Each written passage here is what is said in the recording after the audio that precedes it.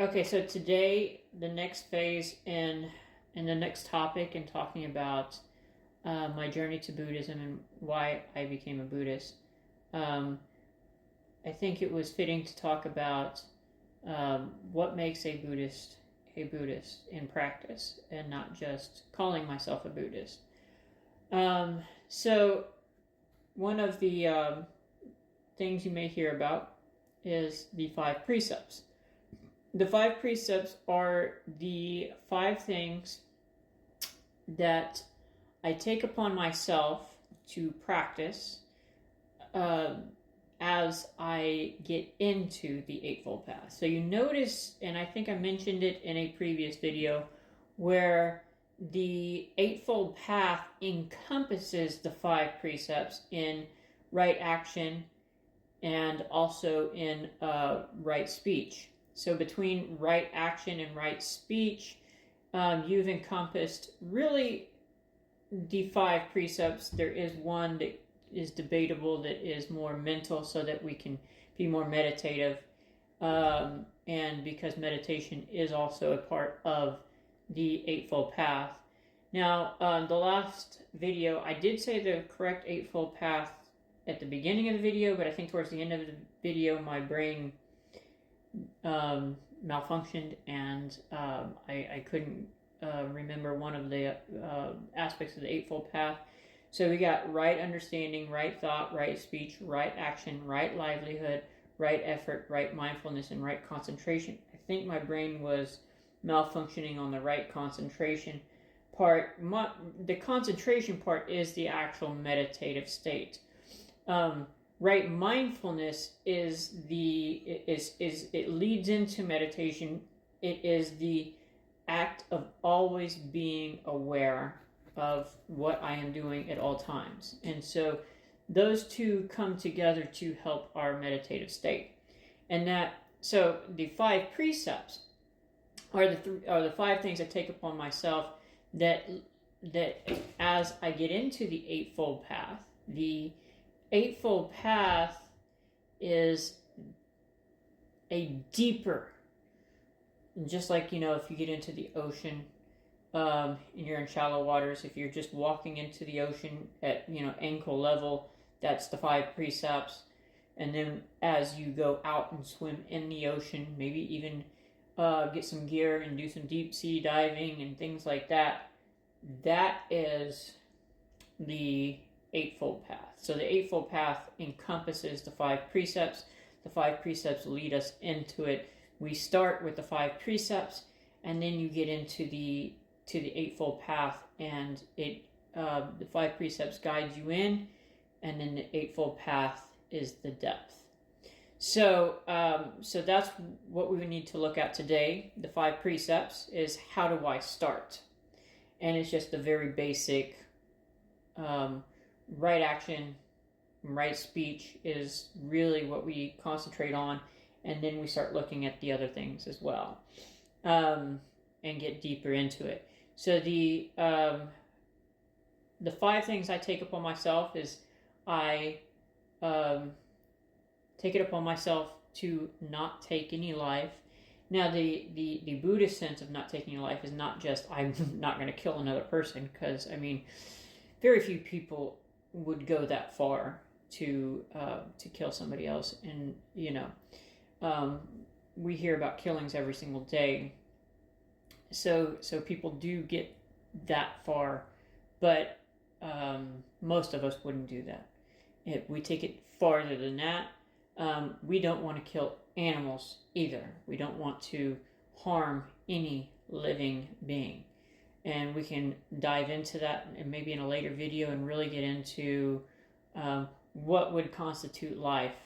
Would a bug constitute that type of life that I can't kill, or is it just animals with brains, neurological systems? What about parasites? Bacteria, obviously, like, I'm going to take some medicine and kill off the bacteria that's killing me. So kind of can get deeper into that and think about that a little bit. But there is, taking upon myself not to take life definitely includes animals. So we're not going to kill And then I also take it upon myself to not take things that do not belong to me, that are not freely given. Basically, don't steal. And then I take it upon myself to I'm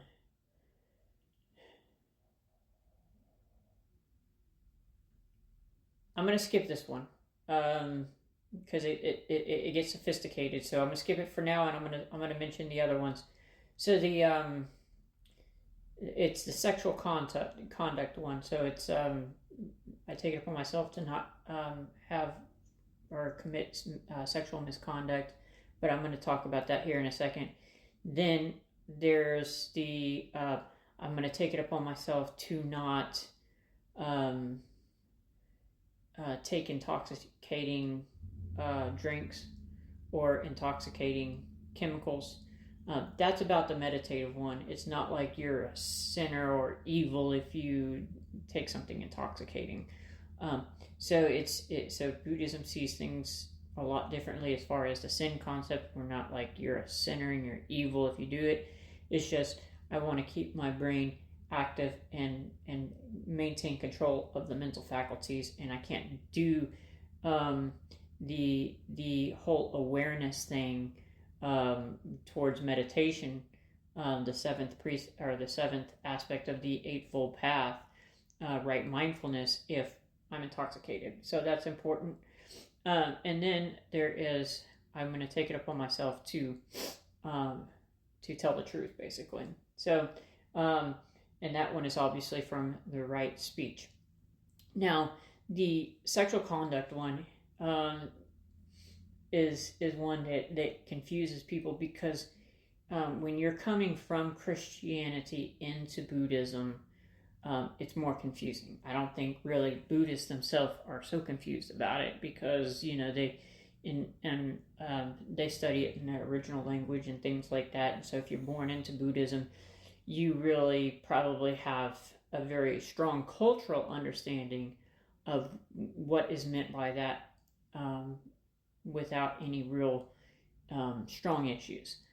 But for people with Christian backgrounds coming into Buddhism, you're probably thinking in a Christian connotation. You're probably thinking in a Christian viewpoint. Like you hear that and you're thinking, like sex before marriage, like homosexuals, and anything that Christianity or certain sects of Christianity has told us is immoral, rightfully or wrongfully.